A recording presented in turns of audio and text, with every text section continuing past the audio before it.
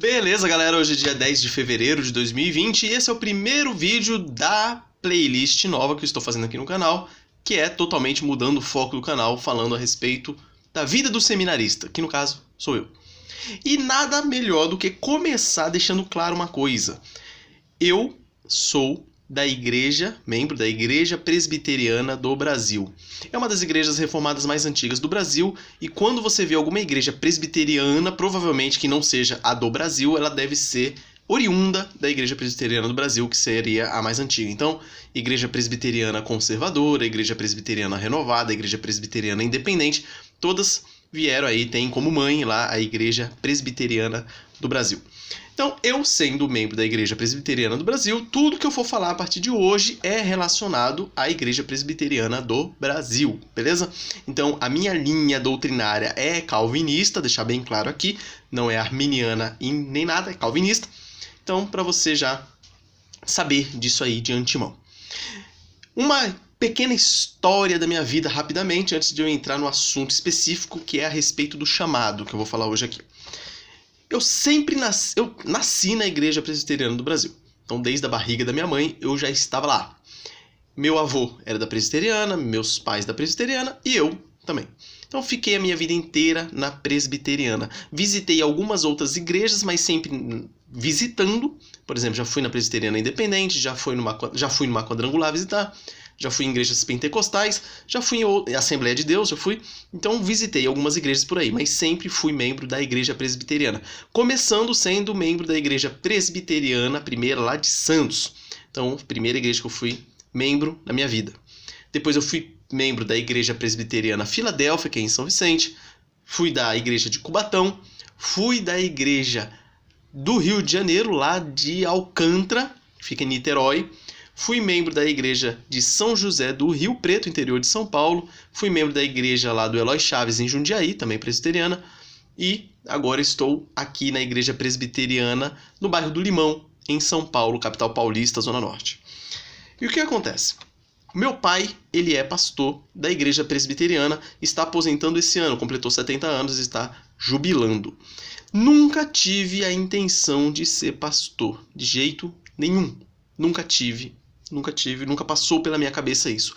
E eu, por ser filho de pastor, desde muito tempo, desde criança, as pessoas perguntavam a respeito disso. E aí, você tem a intenção de seguir os passos do seu pai e tal? E eu já era categórico, falava, não quero. Meu sonho sempre foi... Já tive sonho de um monte de coisa, né? Tive sonho de ser veterinário, agrônomo, não ser nada... Mas sempre bati muito na tecla que eu queria ser sargento do exército. Essa aí foi a ideia que ficou por mais tempo na minha cabeça. Então, mas assim, eu já tive várias ideias de ser várias coisas, menos pastor. E fui batendo nessa tecla aí por muitos anos. Depois de uns tempos eu comecei a mudar. E aí, quando alguém me perguntava alguma coisa a respeito, eu falava o seguinte: se eu receber o chamado de Deus, aí eu vou ser, porque não vai ter jeito. O chamado é irresistível. Então eu vim com essa conversa do chamado irresistível por algum tempo. E aí, a partir de 2016, foi quando a primeira vez pintou essa pequena vontade na minha cabeça, vamos dizer assim. Primeiramente, eu querendo estudar um pouco mais de teologia, me aprofundar um pouco mais nos assuntos. Aí passou pela minha cabeça fazer um curso, por exemplo, de teologia à distância. Depois, primeiro por estudar por conta própria, primeiro. Então, estudar por conta própria, depois fazer talvez um curso à distância, depois ali, talvez um curso semi-presencial, depois um curso presencial, depois talvez uma graduação em teologia, até que veio a ideia, por que não seminário? Mas a ideia de fazer o seminário para aprender teologia, por aprender. E depois essa vontade foi mudando, o tempo foi passando, foi aperfeiçoando, fui orando muito a respeito disso. E até que chegou nessa vontade de ir para o seminário para entrar para o pastorado. Minha esposa sempre também foi contrária à ideia de um dia eu ser pastor. E a gente vê o agir de Deus quando ela mudou da água para o vinho. Então, de um belo dia, era categoricamente ela dizia que não queria saber de ser mulher de pastor. De uma hora para outra, quando eu falei para ela, eu estava pensando em ir para o seminário, ela falou assim, então por que você não vai? E passou aí então, a partir de então, me dar o maior apoio. Então eu percebi aí essa mudança. Mas teve várias coisas que também foram ajudando nessa motivação de querer entrar para o seminário. Muitas doutrinas erradas sendo distribuídas aí de monte na internet. A questão até do meu pai indo aposentar, eu falei assim, pô, se ele está saindo do ministério, quem que vai substituí-lo? E assim como outros pastores também mais antigos que estão já indo para junto de Deus, outros já estão aposentando, então, e aí, quem que vai renovar esse pessoal? Então foi esse conjunto de coisas que foi fortalecendo aí esse chamado. E eu falei aqui a respeito de chamado, então vamos lá. Como que foi o meu chamado? A intenção dessa playlist é falar bastante da minha experiência pessoal, mas eu vou utilizar aqui o Manual da Igreja Presbiteriana para falar só um pouco a respeito disso. Então, meu chamado foi isso que eu falei. A partir de 2016 começou uma pequena vontade e essa vontade foi se avolumando. No início do ano passado, eu conversei com o pastor da minha igreja, que eu estava com esse desejo. A partir de então, comecei a ser avaliado mais pela igreja. E depois eu vou gravar um vídeo específico sobre isso. E a partir de então, foi sendo confirmado esse chamado até esse momento que eu estou hoje, onde eu iniciei o seminário já e não tenho dúvidas que eu recebi o chamado para isso, tendo em vista as diversas evidências, como essas que eu já falei aí, de não querer saber do pastorado até entender que eu tenho que fazer isso, que foi praticamente uma obrigação que eu tenho que cumprir. Lógico, não uma obrigação que você faça amarrado e por mera obrigação, mas uma obrigação boa, uma obrigação, podemos dizer até uma gratidão por ter sido chamado. Então lá no artigo 108 da Constituição da Igreja Presbiteriana do Brasil, ele vai falar sobre a doutrina da vocação.